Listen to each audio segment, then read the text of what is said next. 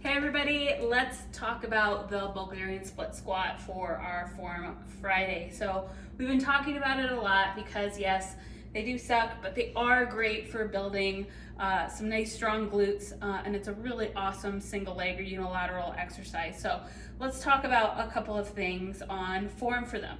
So there's a couple of ways that you can change the focus for this Bulgarian split squat by either making it more quad or more glute focused. I'm going to show you that. But first, let's actually talk about getting up onto or finding your setup. So everybody has a few different tips and tricks that they like to use for these, and here are mine. So I usually do mine on this step, but I tend to suggest that if you are having issues with your knees, that you try something lower, a lower surface, like maybe a short step instead of your bench, or even practicing them just with your foot on the ground is going to help with pressure on your knee. But a fun way, maybe not fun, but a way that I like to kind of get into these is to come down onto the ground. So I hook my foot up there and I get down nice and low, okay? If my bench was shorter, then I could actually rest my knee down on the ground, but here I'm gonna find my knee over my ankle and then I'm going to rise up. So now when I go down, my knee's in that nice alignment. Now watch, if I keep my chest more upright on these, I'm gonna get a little bit more quad focus. If I accentuate my hinge and I let my chest come forward and I angle my hips back with my glutes like that, I'm gonna get a lot more glute focus. So what I see a lot in these is this shifting forward and a big stretch in this back hip. And now all of a sudden this back leg's not bending very much. It does feel kind of uncomfortable on my nice tight hips. So I'm gonna make sure my back knee is bent, my back foot is flat on to my bench, and I descend down. Sometimes doing these on a couch feels a little bit better as well. You wanna watch and make sure that you're not too narrow here. And notice how my knees track forward way far over my toes. I'm using this here just for a little bit of balance.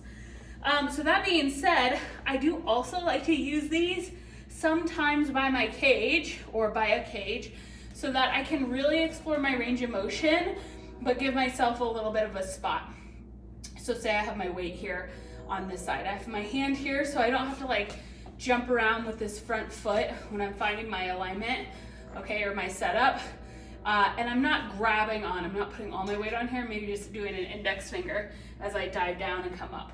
Another big form cue that I like for these is when I come up, I'm taking my inner thighs and I'm almost pulling them towards one another to help activate my adductors, my inner thighs, and my glutes as well. So it's that energy of you're trying to gather things towards the ground. So I know that sometimes once we get up there, we're like, oh shit, I'm in the wrong spot, especially if we get up this way and we try to do this hop around thing.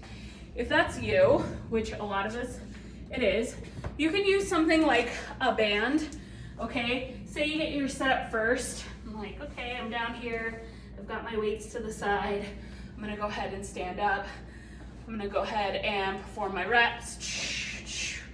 Great, great. Now, I like what I'm doing. I like where my foot position is.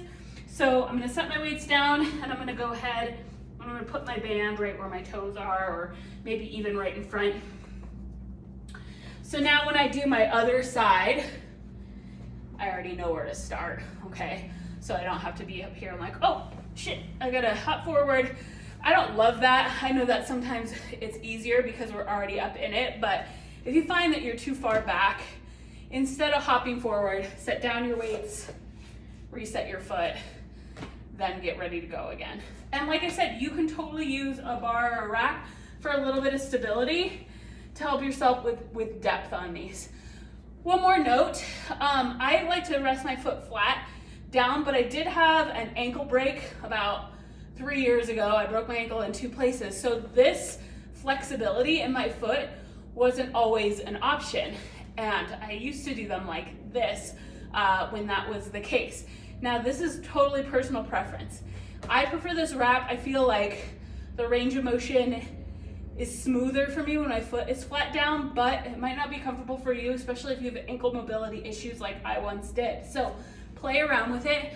Play with the height of your step. You can always use those steps that are like in the aerobics room of your gym if you're doing these in the gym and the bench is too high, and play around with the risers. But as always, you want the depth, pay attention to that inner thigh squeeze, and then depending on if you're wanting them more glute focused or not, you're either more upright, right, straight up and down, or you're giving it more of that hinge.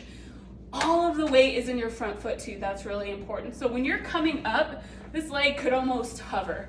It's a single leg squat, so that leg that's in front is the one that's working. So yes, Bulgarian split squats are your form Friday. They're in your program. They're in your program most months. So let's see what you got. I'd love to help you.